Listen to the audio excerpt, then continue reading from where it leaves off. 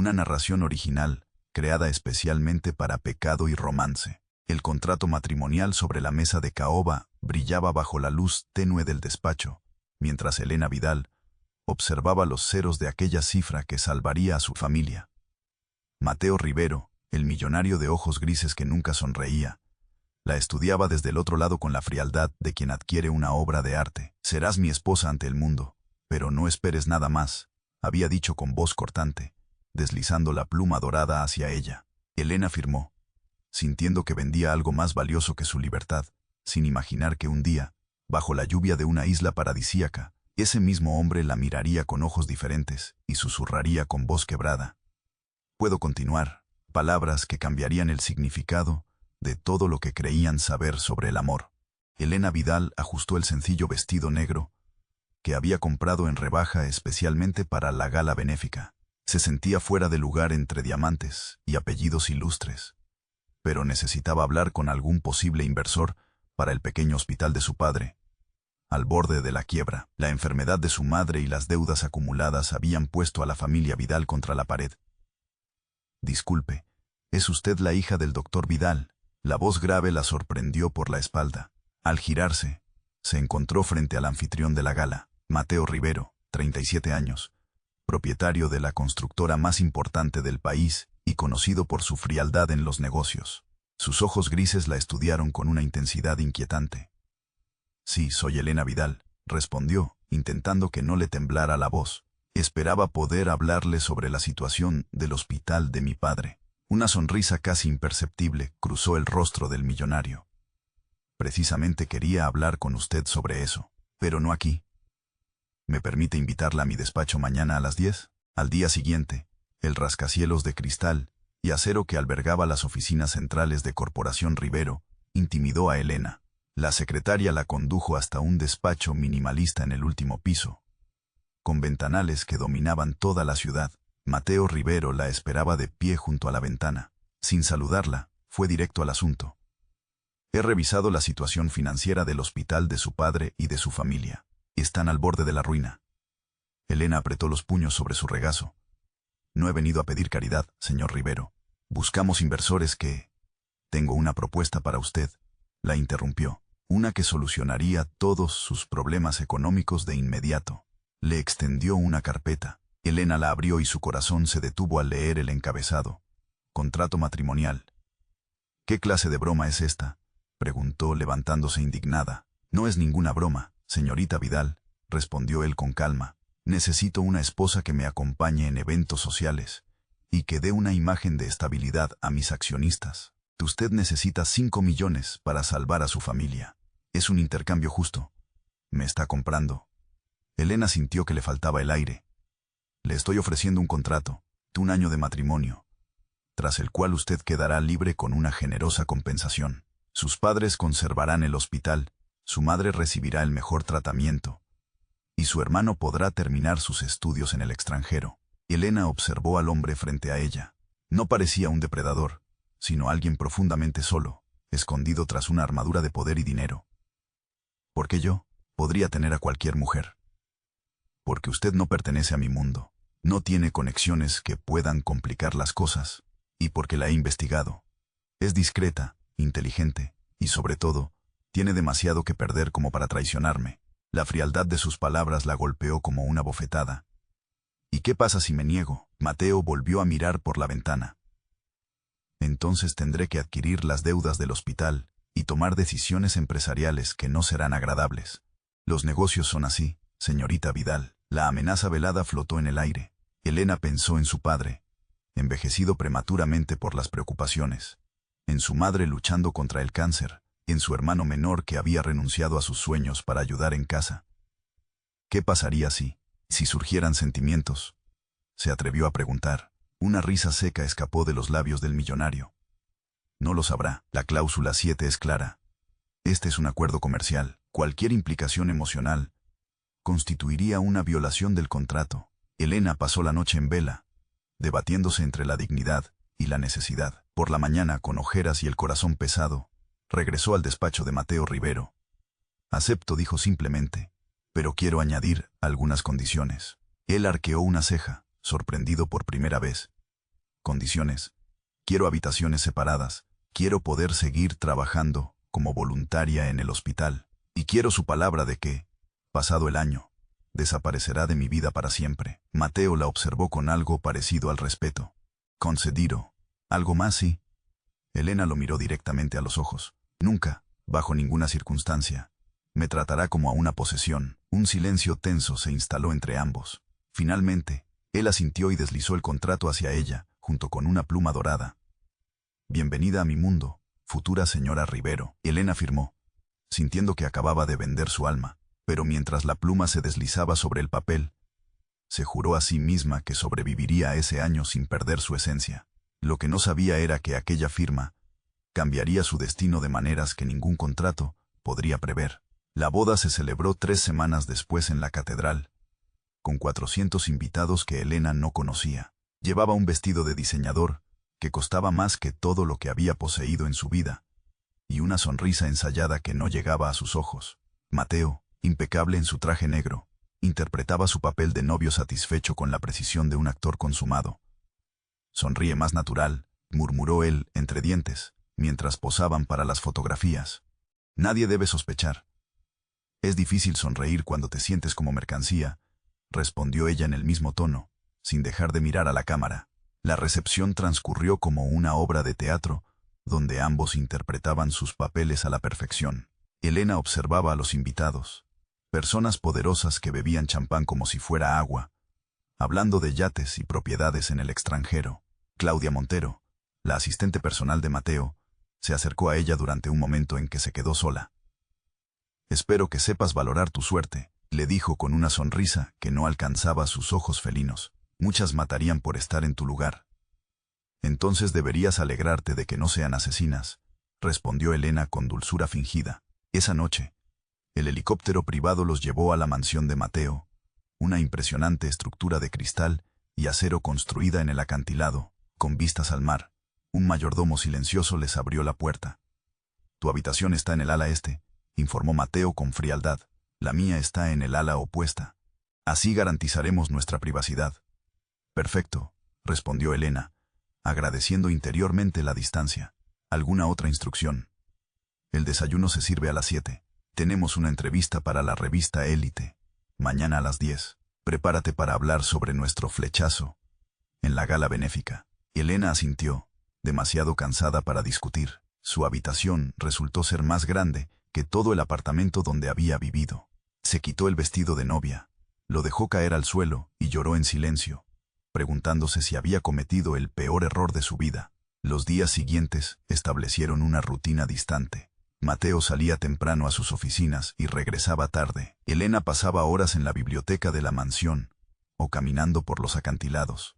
Apenas intercambiaban palabras más allá de lo necesario para mantener la farsa ante el servicio.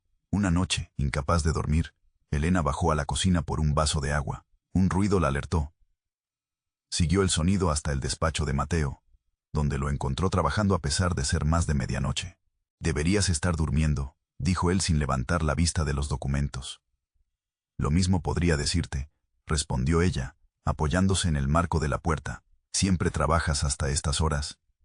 El imperio no se mantiene solo. Elena se acercó y notó que no eran documentos de trabajo lo que revisaba, sino viejas fotografías. En una de ellas, un Mateo mucho más joven sonreía junto a una mujer hermosa de cabello oscuro. ¿Quién es?, preguntó antes de poder contenerse. Mateo cerró de golpe la carpeta. Nadie importante. No parece nadie importante si la miras a medianoche. Los ojos grises la fulminaron. No forma parte de nuestro acuerdo que te cuente mi vida privada. Elena se encogió de hombros. Cierto, pero tampoco forma parte del acuerdo que seas tan miserable. Se dio la vuelta para marcharse, pero la voz de Mateo la detuvo. Verónica. Se llamaba Verónica. Elena volvió a entrar lentamente al despacho. ¿Qué pasó con ella? Mateo contempló la ventana, donde se reflejaba su propia imagen sombría. Me enseñó que el amor es un negocio donde siempre pierdes. Me casé creyendo en cuentos de hadas y desperté en una pesadilla de traiciones y mentiras. El silencio que siguió pesaba como plomo. Elena observó a aquel hombre poderoso, repentinamente vulnerable en la penumbra de su despacho. ¿Por eso este contrato? Para controlar hasta el último detalle y no volver a sufrir. Mateo la miró con una intensidad que la estremeció. Exactamente. Los sentimientos son un lujo que no puedo permitirme. Y tú tampoco deberías, Elena.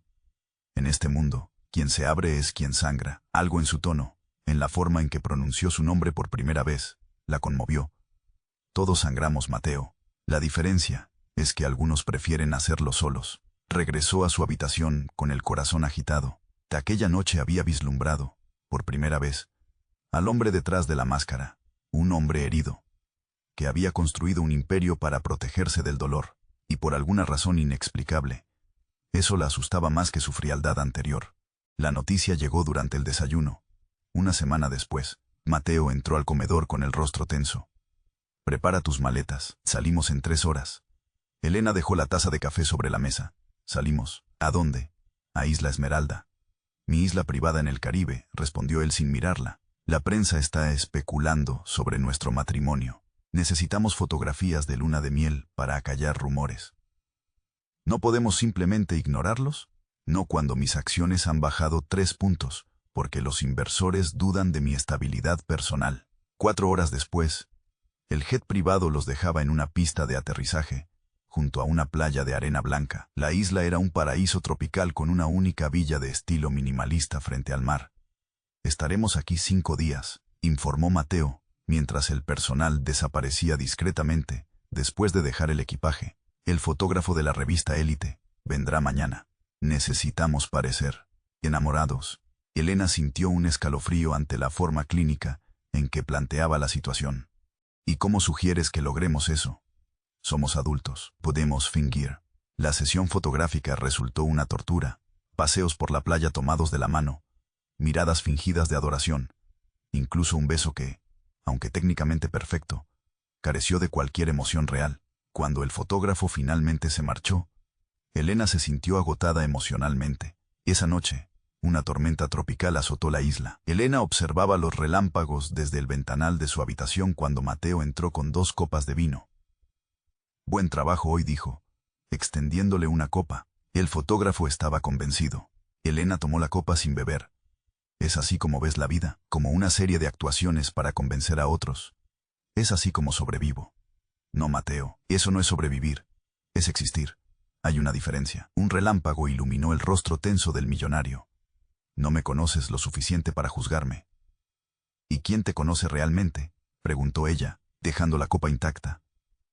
Tu asistente que te mira como si quisiera ser más que eso. Tus socios que temen tu ira. ¿La mujer que contrataste para fingir ser tu esposa? Mateo se acercó peligrosamente. Cuidado, Elena, estás olvidando nuestro acuerdo. Algo se rompió dentro de ella. Meses de frustración contenida estallaron como la tormenta afuera. No soy un mueble más de tu colección, Mateo. No puedes comprarme, exhibirme y guardarme en un rincón cuando no me necesites. Yo no te obligué a firmar, rugió él, perdiendo la compostura por primera vez. Tú elegiste esto.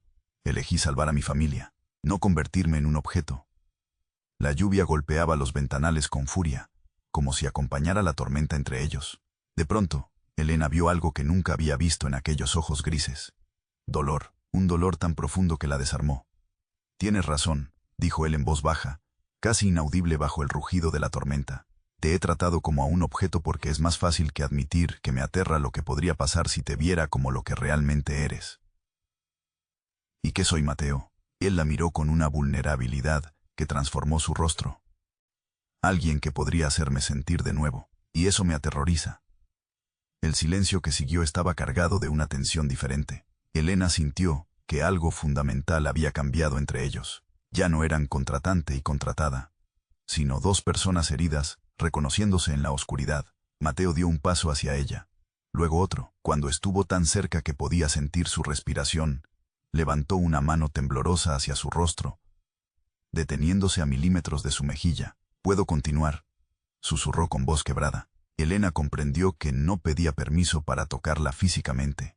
Pedía permiso para derribar el muro que había construido alrededor de su corazón, para arriesgarse a sentir de nuevo, a pesar del terror que eso le provocaba. Con el corazón latiendo desbocado asintió. Sí, respondió en un susurro. Sus labios se encontraron en un beso diferente al que habían fingido para las cámaras. Este era real, vulnerable, aterrador en su honestidad. Cuando se separaron, ambos sabían que habían cruzado una línea que el contrato prohibía explícitamente, y ninguno de los dos se arrepentía. El regreso a la mansión después de la isla trajo una transformación sutil, pero innegable. Las cenas silenciosas se convirtieron en conversaciones que se extendían hasta la madrugada. Los espacios vacíos entre ellos comenzaron a llenarse de pequeños gestos. Una mano que se demoraba al pasar un documento, y una sonrisa inesperada durante el desayuno. Miradas que ya no evitaban encontrarse. Nunca hablaban de lo sucedido en la isla, como si ambos temieran que nombrarlo pudiera romper el frágil equilibrio que habían encontrado. Una mañana, Elena encontró un libro de poesía en su mesita de noche. Al abrirlo, descubrió un pasaje subrayado.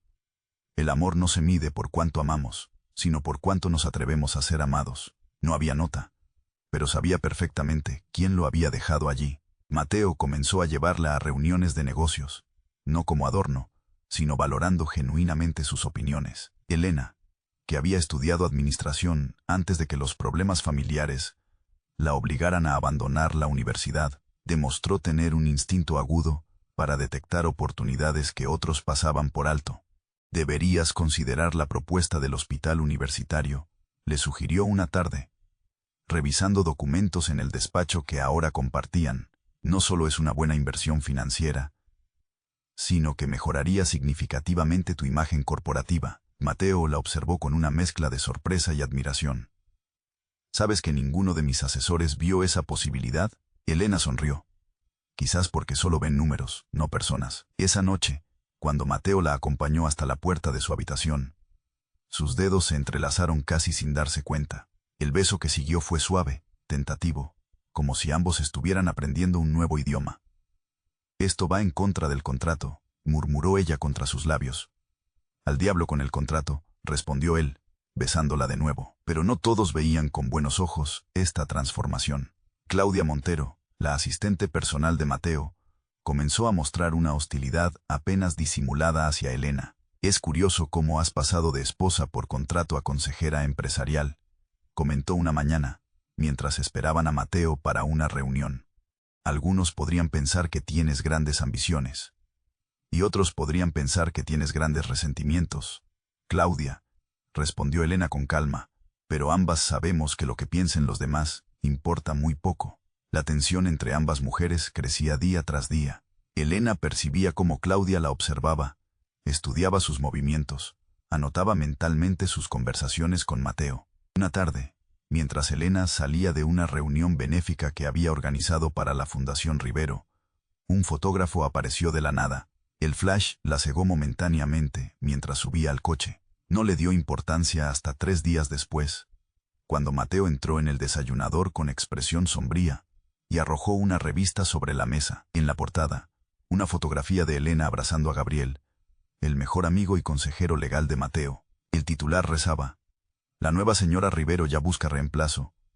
«Puedo explicarlo», dijo Elena inmediatamente. «Gabriel me estaba contando que su madre superó el cáncer». Fue un abrazo de alegría, nada más. Mateo la miró fijamente. «Te creo, de verdad. Conozco a Gabriel desde la universidad, y estoy empezando a conocerte a ti, Elena. Sé que no me traicionarías». El alivio que sintió fue tan intenso que casi la mareó, pero duró poco. «El problema», continuó Mateo, «es que alguien quiere deliberadamente dañarnos. Esa foto no es casualidad». «Claudia», murmuró Elena. «Ella sabía que me reuniría con Gabriel ese día». Mateo negó con la cabeza. «Claudia es ambiciosa, pero no estúpida. Esto es más elaborado, más personal». Esa misma tarde, mientras revisaba su correo electrónico, Elena encontró un mensaje anónimo. «Disfruta mientras puedas. Los cuentos de hadas siempre terminan. Pregúntale a la anterior señora Rivero». Un escalofrío recorrió su espalda. Algo le decía que la verdadera amenaza apenas comenzaba y que tenía nombre propio. Verónica, la gala anual de la Fundación Rivero, era el evento social más importante del año. La alta sociedad en pleno se reunía en el salón de baile del hotel más exclusivo de la ciudad, donde Mateo, como anfitrión, presentaría los nuevos proyectos filantrópicos de su corporación. Elena había pasado semanas preparándose, no solo eligiendo el vestido adecuado, un diseño en azul medianoche que resaltaba el ámbar de sus ojos, sino estudiando cada detalle de los proyectos para poder conversar con conocimiento ante posibles donantes. «Estás hermosa», le dijo Mateo cuando la vio descender por la escalera de la mansión. «Y aterradora, esa mirada concentrada. Me dice que vas a conseguir que todos los asistentes vacíen sus cuentas bancarias para nuestros proyectos». Elena sonrió, aún sorprendida por la naturalidad con que Mateo había empezado a usar la palabra «nuestros» para referirse a lo que antes era exclusivamente suyo. «Solo quiero estar a la altura», respondió. Él tomó su mano y la besó con delicadeza. «Estás muy por encima, créeme». La gala comenzó perfectamente. Elena se movía entre los invitados con una gracia que asombraba incluso a quienes la habían menospreciado inicialmente. Mateo la observaba desde el otro lado del salón, con una mezcla de orgullo y algo más profundo que no se atrevía a nombrar todavía. Fue entonces cuando la vio entrar, alta, elegante, con un vestido rojo que parecía pintado sobre su cuerpo escultural. Verónica Acosta caminaba como si el mundo entero le perteneciera, y en cierto modo, así había sido durante años. Elena notó el cambio inmediato en la atmósfera del salón. Los murmullos se intensificaron. Las miradas se dirigieron hacia la recién llegada, y luego hacia Mateo, cuyo rostro se había transformado en una máscara pétrea. «¿Quién es?», preguntó Elena a Gabriel, que estaba junto a ella. «Problemas», respondió él, con gravedad. «Verónica Acosta, la ex esposa de Mateo, o eso creíamos todos». Antes de que Elena pudiera procesar esas palabras, Verónica se había acercado a Mateo y le había dado un beso en la mejilla, demasiado cerca de los labios. Un fotógrafo capturó el momento exacto. «Querido, ¿no vas a presentarme a tu amiga?», dijo Verónica con voz melosa, mirando directamente a Elena. Mateo, rígido como una estatua, hizo las presentaciones con frialdad profesional. «Elena, mi esposa». Verónica, una antigua conocida. La sonrisa de Verónica se amplió, mostrando dientes perfectos. «¿Esposa? Qué curioso. Tengo entendido que para casarse con alguien, primero hay que divorciarse del anterior. O las leyes han cambiado mientras estaba fuera del país». Un silencio sepulcral cayó sobre el grupo más cercano. Elena sintió que el suelo se movía bajo sus pies. ¿Qué estaba insinuando aquella mujer? «Este no es el momento ni el lugar, Verónica», advirtió Mateo con voz contenida. «¿No lo es? Pensé que una gala benéfica era el lugar perfecto para aclarar situaciones irregulares». Verónica extrajo un sobre de su bolso de diseñador. «Documentos oficiales. Querido, nuestro divorcio nunca se completó. El juez nunca firmó la resolución final debido a ciertas irregularidades en la presentación. Los flashes de las cámaras comenzaron a dispararse. Los periodistas, que siempre tenían un sexto sentido para el escándalo, se acercaban como tiburones que huelen sangre». Gabriel tomó a Elena del brazo. «Salgamos de aquí», murmuró. «Esto va a convertirse en un circo». Pero Elena se mantuvo firme, los ojos fijos en Mateo, esperando una explicación, una negación, cualquier cosa que desmintiera lo que acababa de escuchar. Mateo parecía tan impactado como ella. Tomó los documentos y los revisó rápidamente. Su rostro palideció. «Esto es imposible», murmuró. «Mi abogado me aseguró que todo estaba finiquitado hace años». «Pues parece que te mintió», respondió Verónica con falsa compasión. «Lo que significa que tu matrimonio actual es, ¿cómo se dice? Ah, sí, nulo. Vaya mi acuerdo. Un delito bastante feo». Las palabras golpearon a Elena como bofetadas. Todo lo que habían construido, todo lo que habían comenzado a sentir, se basaba en una mentira. ¿Era ella realmente la esposa de Mateo, o solo una impostora ante la ley? Cuando Mateo finalmente se volvió hacia ella, sus ojos estaban llenos de confusión y algo peor. Duda, no duda sobre los documentos, sino duda sobre ella, como si por un instante hubiera considerado que Elena pudiera estar involucrada en aquella humillación pública. Ese segundo de duda fue todo lo que Elena necesitó ver. «Felicidades, señora Rivero», dijo con voz temblorosa a Verónica, antes de quitarse el anillo de bodas y dejarlo sobre una mesa. «Parece que nunca dejó de serlo». Y salió del salón con la cabeza alta, mientras los flashes la cegaban y los murmullos crecían a su espalda como una marea. Mateo intentó seguirla, pero Gabriel lo detuvo. «Ahora no, necesitamos revisar esos documentos primero. Algo no cuadra». Lo que ninguno de ellos vio fue la sonrisa satisfecha que Claudia Montero intercambió con Verónica, mientras el escándalo estallaba exactamente como lo habían planeado. Elena no regresó a la mansión aquella noche, ni la siguiente.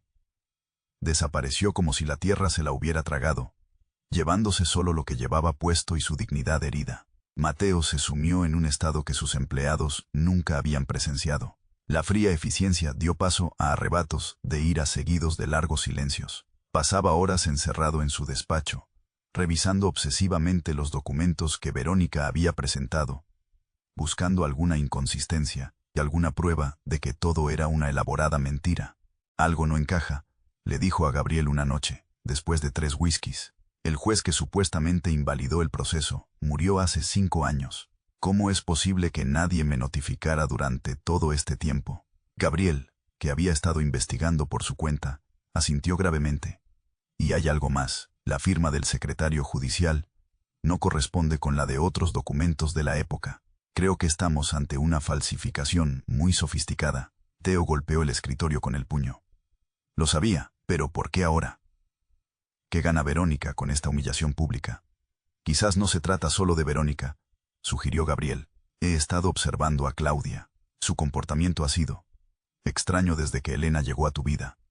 ¿Claudia? Mateo frunció el ceño. Ha trabajado para mí durante 7 años. ¿Por qué me traicionaría? Por la misma razón que muchas personas traicionan. Ambición, resentimiento. Quizás incluso creía que tenía algún tipo de derecho sobre ti. Mientras tanto, en un pequeño apartamento en las afueras de la ciudad, Elena intentaba reconstruir su vida. Había contactado con su familia para asegurarles que estaba bien, pero se negó a regresar a casa de sus padres. Necesitaba espacio para pensar, para sanar. Lo que más le dolía no eran los titulares sensacionalistas que la llamaban la falsa señora Rivero, o la amante que jugó a ser esposa. Era ese momento de duda en los ojos de Mateo. Después de todo lo compartido, había bastado un segundo para que la sospecha se instalara en su mirada. Una tarde, mientras buscaba trabajo en un café internet, Elena recibió un correo electrónico anónimo con un archivo adjunto. Al abrirlo, encontró fotografías de Claudia y Verónica, reunidas semanas antes de la gala. En una de ellas, intercambiaban lo que parecían documentos. Su corazón se aceleró. ¿Era posible que todo hubiera sido una conspiración? Inmediatamente pensó en contactar a Mateo, pero el orgullo la detuvo. Si él no había confiado en ella en el momento crucial, ¿por qué debería ella ayudarlo ahora? Sin embargo, el recuerdo de los momentos compartidos, de la vulnerabilidad que Mateo le había mostrado en la isla. «Puedo continuar», susurrado con miedo y esperanza, la perseguía día y noche. Mientras tanto, Mateo y Gabriel habían iniciado una investigación exhaustiva. Contrataron a un experto en documentos que confirmó sus sospechas. Los papeles presentados por Verónica eran falsificaciones magistrales. Siguiendo el rastro del dinero, descubrieron transferencias sustanciales de Claudia a cuentas en el extranjero vinculadas a Verónica. Claudia filtró información confidencial a tu competencia durante años, explicó Gabriel, mostrándole las pruebas. Pero cuando apareciste con Elena y comenzaste a cambiar, a abrirte, se dio cuenta de que perdía influencia. Se alió con Verónica para destruir lo único que parecía importarte de verdad. Mateo se pasó las manos por el rostro, agotado. Tenemos pruebas suficientes para desmentir todo públicamente y presentar cargos contra ambas, pero eso no me devuelve a Elena. ¿La amas?, preguntó Gabriel directamente. Mateo guardó silencio largo rato antes de responder. Creí que el amor era una debilidad que no podía permitirme. Construí toda mi vida alrededor de esa idea. Y entonces llegó ella, con su honestidad brutal, su compasión feroz, y derribó cada muro que había levantado. Sí, la amo. Y la perdí por no confiar cuando más me necesitaba. Esa misma noche, Elena recibió una visita inesperada. Gabriel estaba en la puerta de su modesto apartamento, empapado por la lluvia torrencial. 5 minutos, pidió. Solo necesito que veas algo. Le entregó una carpeta con todas las pruebas que habían recopilado. Las falsificaciones, las transferencias, las fotografías de Claudia y Verónica conspirando. Ambas han sido detenidas esta tarde, explicó Gabriel. Mateo dará una rueda de prensa mañana para aclarar todo. Elena revisó los documentos en silencio, el corazón latiéndole con fuerza. ¿Por qué me muestras esto? Porque mereces saber la verdad, y porque él está destrozado, Elena. Nunca lo había visto así. Dudó de mí, murmuró ella, el dolor aún fresco. Después de todo, cuando realmente importaba, dudó. Gabriel asintió comprensivamente. Por un segundo. Un segundo de confusión ante una situación imposible. Y ha estado pagando por ese segundo cada minuto desde entonces. Cuando Gabriel se marchó, Elena permaneció despierta toda la noche, contemplando la lluvia que golpeaba su ventana, tan similar a la tormenta de aquella noche en la isla, cuando todo había cambiado entre ellos. Al amanecer, tomó una decisión. La lluvia caía implacable sobre la ciudad, mientras Mateo se preparaba para la rueda de prensa. Su imagen pública podría recuperarse con las pruebas que tenían, pero el vacío en su interior parecía irreparable.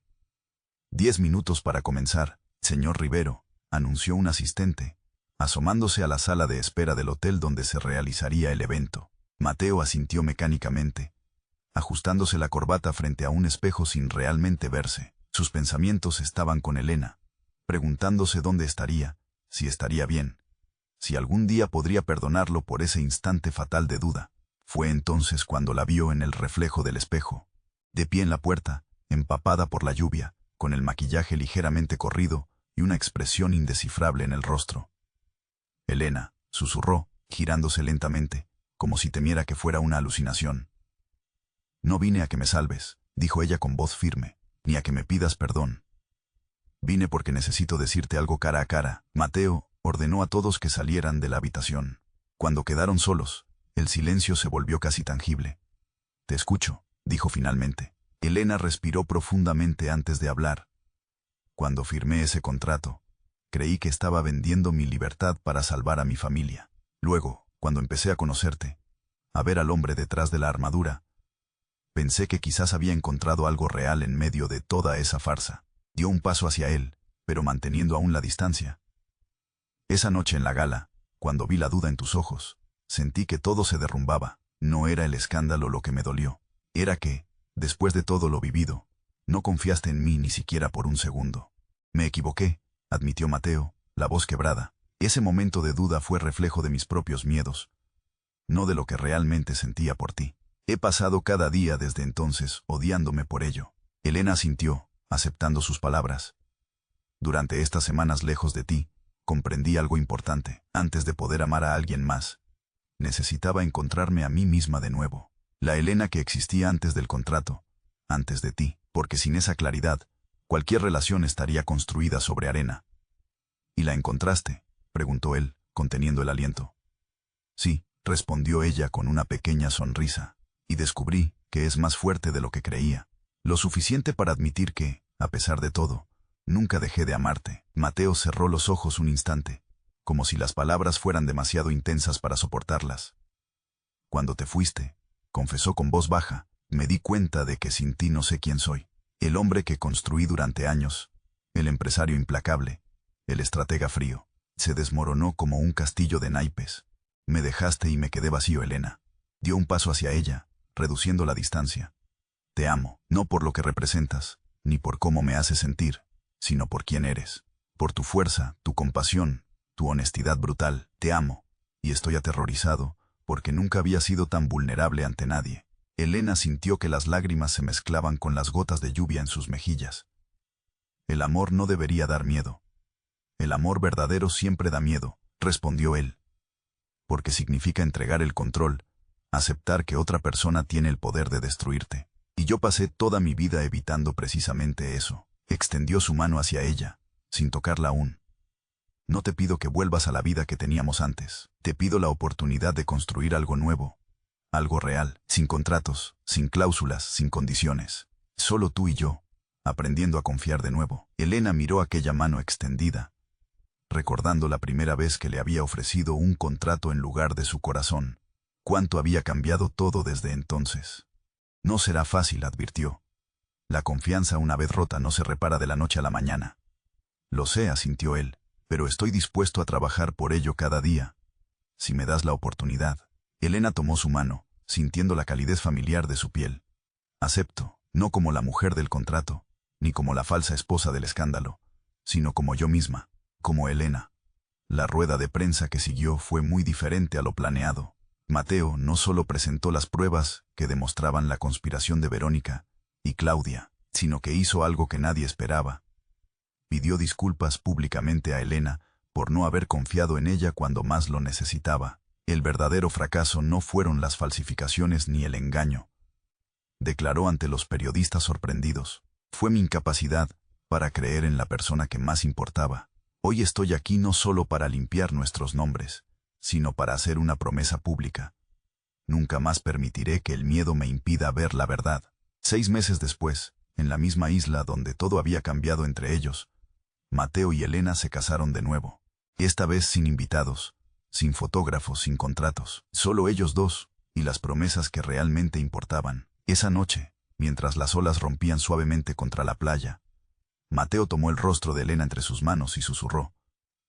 ¿Puedo continuar? La pregunta, que una vez había significado el miedo a sentir, ahora representaba la certeza de un amor que había superado la prueba más difícil. Elena sonrió, reconociendo en aquellas palabras todo el camino recorrido. Sí, respondió, siempre sí, porque en un mundo donde todo tenía precio, ellos habían encontrado lo único que no podía comprarse ni venderse, la libertad de amar sin miedo.